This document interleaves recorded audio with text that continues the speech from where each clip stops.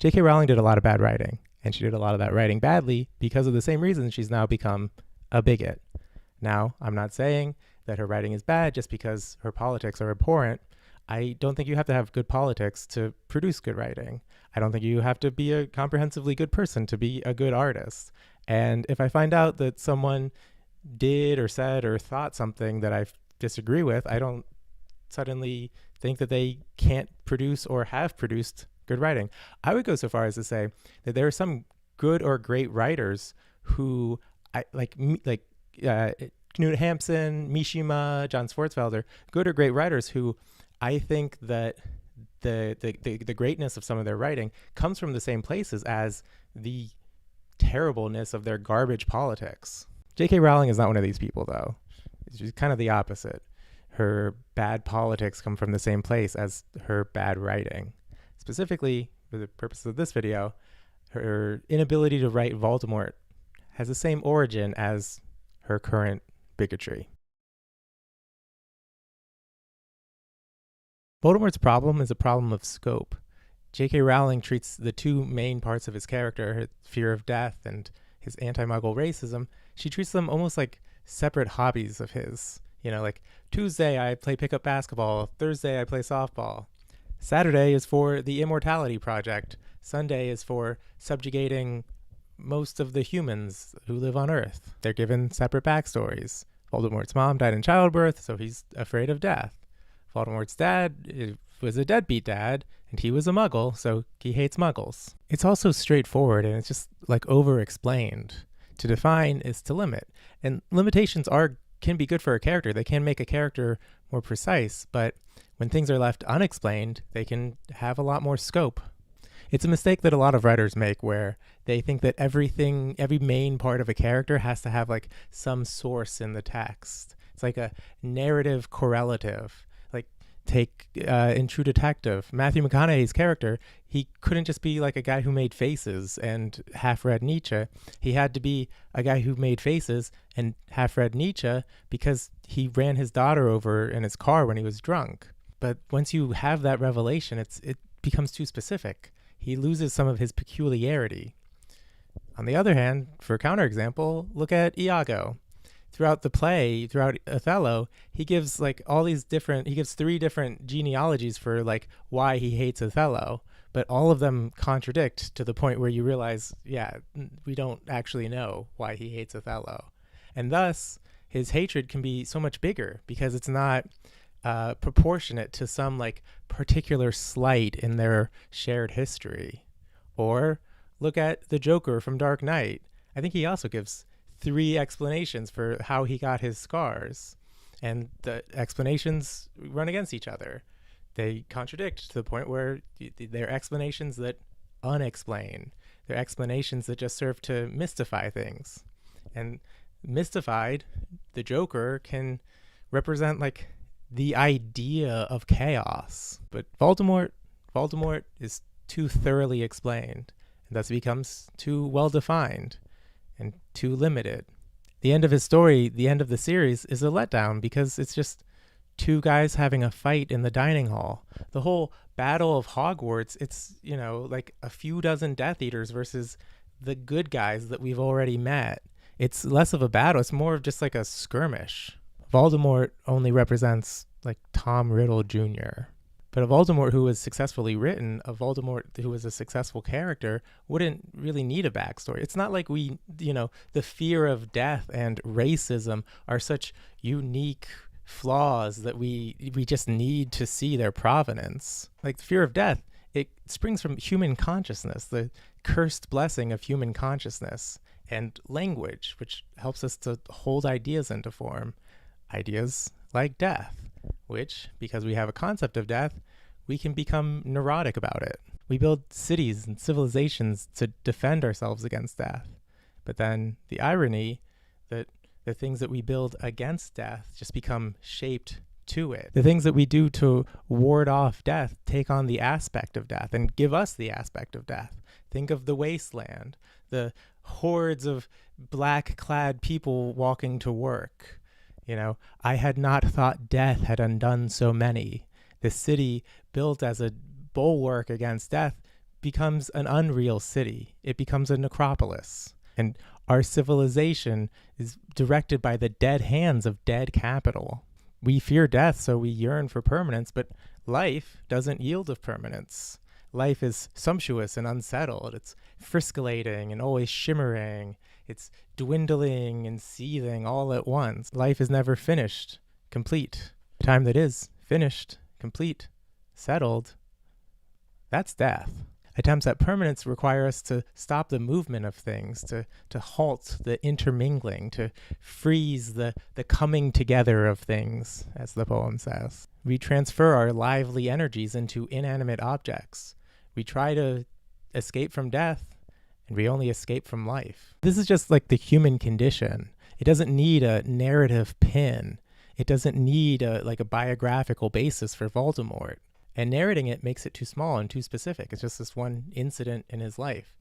Voldemort's fear of death is his own. It's no larger or smaller than that. It can't stand for, the idea of death obsession. In Voldemort's racism doesn't need and often doesn't have some kind of tragic backstory.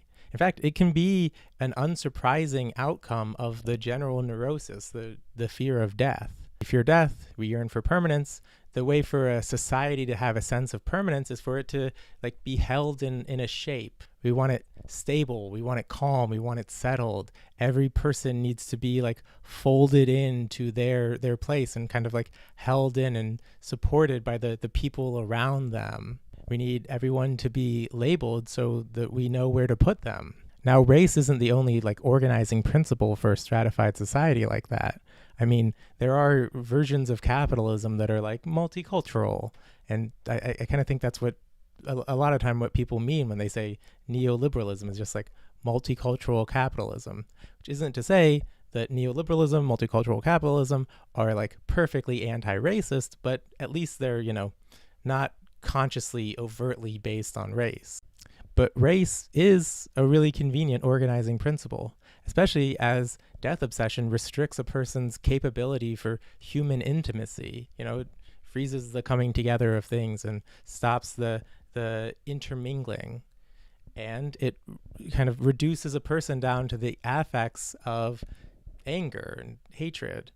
It's all about social isolation. Racism is like a species of the genus racism and isolation. And this brings up another issue with how Rowling wrote Voldemort, how she separates things. Because death obsession and racism could go really well together. They could have cohered into something much bigger and more frightening. Instead of the hyper-individuated traits of a single traumatized bad guy, they could have been instantiations of a darkness that's a universal temptation of all humanity. And then you'd have a critique of power that was way more thorough than anything in Harry Potter, to keep society settled, to keep the origami structure from coming undone. You need to have people who will follow your orders. You need to multiply out your individual personal power by, whatever multiplier of the people who will do what you tell them to do. And then there's, power so that I can make things happen. Look at the etymology of the word prestige. It's the ability to make things happen. And that's how you get the dual meaning of prestige as a status, but also its magical usage. The prestige, prestidigitation. Power, the ability to make things happen. Maybe this is my, shot at permanence. If I can make things happen, maybe I can keep the sandcastle from falling apart. There's a reason that we keep making statues to the powerful, marble monuments. Mount Rushmore is dynamited out of the surface of the earth. There's a intuitive connection between power and permanence. As a side note, I'm kind of dancing around like a Marcusean critique of fantasy as a genre, dreams of magical ability, or like a power fantasy that is a vision of domination and control. But that is way out of the purview of what I'm doing here. However, if you want to see that critique of the fantasy novel, you can read my forthcoming fantasy novel. Okay, end of side note. Death and racism could have, in this hypothetical alternative version of Voldemort that I'm imagining, they could have come together into a need for power. Power over nature, power over death, power over other people. But the Voldemort in the book is like curiously blasé about power. Like he takes over the Ministry of Magic and then goes to spend months preparing for a duel against a 17-year-old. Power is always like an afterthought to Voldemort. It's like this weird methodological individualism where even like evil can't imagine itself becoming systematic. But power would have been a primary concern for a more cohesive version of Voldemort. Neurosis about death, anti muggle hate, and power could have come flushed together, compounding each other, deepening and darkening each other. And then the story and its ending would have been a lot more satisfying. They would have had to be a lot more satisfying for a lot of both practical and narrative reasons. Practically, if Voldemort was more concerned with power, he would have been able to marshal more than just a couple dozen of his associates. I almost said friends, but like associates for the final battle. If he had taken power more seriously, there's a version where he marshals the entire like Ministry of Magic to that battle, and then the good guys have to be correspondingly like a way bigger force. That version of the story would have been like an actual full battle of Hogwarts, not just a fight at the local wizard high school. And narratively, a Voldemort who's like stood for more than just himself, who stood for like death and hate and power. A Voldemort who represented the catastrophe of our consciousness of our own deaths and the failure to flee from death that becomes in reality a flight from life. A Voldemort who stood for a concomitant racism, supplying yourself with a hateful ideology of racial hierarchy to give structure and durability to your world. A Voldemort who showed that the need for power is often a need for power over other things and other people. Such a bigger Voldemort couldn't have been defeated by just killing one man. Such a Voldemort to defeat him would have required, to like really defeat him for good, would have required society coming together and like discovering a politics that was based in life and not death, discovering a way of being that was based in vitalism and not morbidity. It would be a changed world, changed utterly. But J.K. Rowling was not the person to write that story. And J.K. Rowling was not the person to write that story for the same reasons that she would eventually become a bigot. Hate is a ruinous condition, but it can have undramatic origins. J.K. Rowling has this form of like frozen progressivism that's weirdly widespread. It's like a politics of positions that were ahead of their time in 1998, but no later and like never updated. It's like a statue that's built leaning forward, but it's stuck in place. Let's let in gay people and minorities, but like that's it. The game of musical chairs ends in 1998. J.K. Rowling is a eternal Blairite, like the British equivalent of like an eternal Clintonite, the eternal lib. She feels herself to be a progressive person because she advocated for letting in the kind of people who were kept out when she was, having her formative political experiences. The Eternal Lib advocated for the inclusion of gay people and minorities into the social structure, but they didn't think about changing the social structure. They didn't think that it could be changed, and so it's not even a question for them. J.K. Rowling herself has said in interviews that like the wizards in her books, they have all the same like classism and racism as humans in our world do, because that's just human nature. Even if we give people wands, they'll still have this like concrete human nature. This idea that there's a unchanging human nature is like an reactionary sentiment. It's also like really unhistorical and like uninformed by anthropology, and like also it's like weirdly denies or ignores human evolution. Like, how would there be a set human nature if humans are evolving? Like, when in our evolution did that like click into place, and how would it be concrete if humans are like constantly changing? But J.K. Rowling believes in a set human nature. So, like, society can't change that much at any time. You can give people magical abilities and they'll still come up with basically the same economy that we have. We shouldn't try to change society too much. We shouldn't push for, like, more real egalitarianism. Human nature is set in place. Society is too. You can't keep folding and unfolding the origami, or else it'll, like, lose its bendiness. It'll lose its shape. And so we can't keep just, like, incorporating new groups into society. Trans people happened to not get a chair in 1998, and unfortunately we can't include them now. The frozen progressive, the eternal lib, they could have a trans friend. They could, appreciate them as an individual and sympathize with their pain and, like, wish the best for them. But you hit a threshold, and like I think it was a 2014 cover of Time magazine said that was like the trans tipping point year. You hit a threshold where we have to start including trans people en masse as a group. We just can't do that. It'll unsettle things too much. It'll change, like, basic things, like how we go to the bathroom and our language. It puts everything in flux. We're experimenting with new words, and now we have to learn new ways to identify people. And this is how it starts. This is the pretty mundane first steps on a path towards hateful bigotry. Hatred doesn't always start in hatred. It doesn't always start with something hateful, say a father abandoning his son. It can start just like that, with a kind of pseudo-progressive politics of the status quo. And then, for J.K. Rowling, the next steps are very well documented, many of them by her. You start doing a lot of internet research, and then you get negatively polarized when people critique your opinions. And then there's a lot of doubling down, and all of this with the background of the gradual but intensifying emulsification of all of our brains by the internet. But there's one thing I want to add to that sequence. There's one other thing that I think is going on, which is that, like, we usually assume just by default that you hate someone and therefore you harm them. But I think it can go the other way too, where you're harsh to someone, so you have to, like, back solve the reasons that, like, they deserve to be treated harshly. Like, in life, you might, like, snap at someone just, like, in the spur of the moment, but instead of, like, taking a breath after the fact and, like, realizing, oh, I shouldn't have done that, I should apologize and, like, correct myself, you'll, like, come up with reasons why they might deserve it.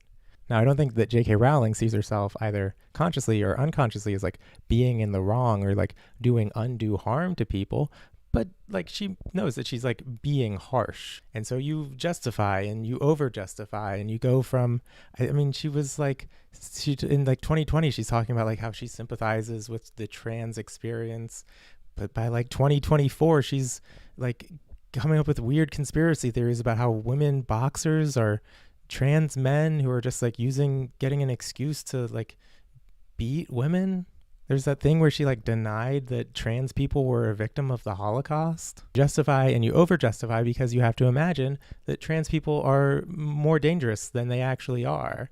You have to imagine that they have suffered less than they have. It can be like a vortex.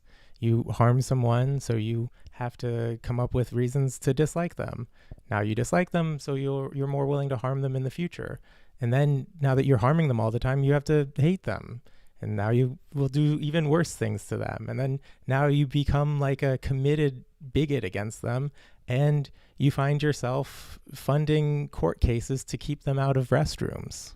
And so, yeah, this, like, hate vortex combined with her very staid politics and all the, like, internet contretemps, that's how she became a bigot, not through some, like, traumatic incident in her past. But J.K. Rowling couldn't see that. She couldn't see that she's become a bigoted member of a hate movement because, just as Voldemort needed a traumatic moment to explain his anti-Muggle racism, J.K. Rowling knows that her gender critical genealogy didn't start with anything dramatic. So how could it be, like, a thing of hatred, as something so portentous as, like, a bigoted movement against people? J.K. Rowling thinks that the shape of our society is set in place, and the power relationships that keep that shape together are set too. And so she doesn't have a critique of power either in the real world or in her Harry Potter books. She doesn't critique power in Harry Potter because she doesn't question it in the real world. She'll question like who has power, but not the idea of a person having power over another person. She isn't going to question the underlying structures. That would be unsettling. And unsettling things is exactly what we don't want to do. You want to keep things in place so you'll stay with the same frozen politics for 28 years. No questioning things, no changing your mind on things. Like that time when she was talking about trans people not being victims of the Holocaust, she kept being shown facts that showed that she was wrong, but she would just recursively like change the argument that she wishes she had been making. She would never admit to being wrong. Being wrong would mean that you have to correct yourself. And correction is a kind of movement, and movement puts everything in flux. One of the reasons J.K. Rowling failed at writing Voldemort is because she doesn't question things, and thus she can't complicate how she thinks about them. She's unable to complicate her thinking about hate, which is why Voldemort's anti-Muggle hatred is like so shallow and so like straightforward. A bad thing happens to Voldemort as a kid, so he hates the people that he associates with it. We can't question things. We can't change things.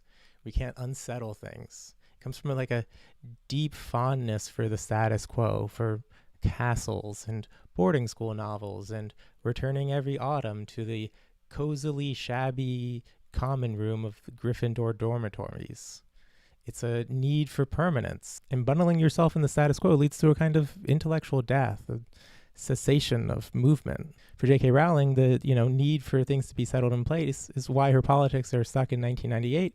It's also why Harry Potter was deeply disappointing. At the end of the story, everything just reverts back to the way they used to be. Her sense of human possibilities is fixed. Her sense of how it should feel to live in our society is fixed. This world is fixed for her, so the Harry Potter world was fixed too. J.K. Rowling was happy to let Voldemort just be a lone madman, a lone villain. She wasn't pushed to expand him, to figure out how to like mystify him. She was perfectly happy over explaining him because she didn't have any grander intentions for him. He didn't need to be bigger. His threat didn't need to be bigger. His story didn't need to be any bigger. She doesn't think about changing the world, so she was happy to write a story where all you have to do is beat one bad guy. You don't have to change the world. Her aversion to change in life and politics, in her writing, it becomes an aversion to story itself. An aversion to change comes from the same place as an aversion to life. It's a yearning for permanence. And one step back comes from the fear of death. If you follow it back far enough, it just goes back to death anxiety, just as it does for Voldemort. I'll go further than I promised in my intro. J.K. Rowling isn't just unable to write Voldemort because of the same things that make her a bad person. J.K. Rowling is unable to write Voldemort because, in some very meaningful ways, she kind of is Voldemort.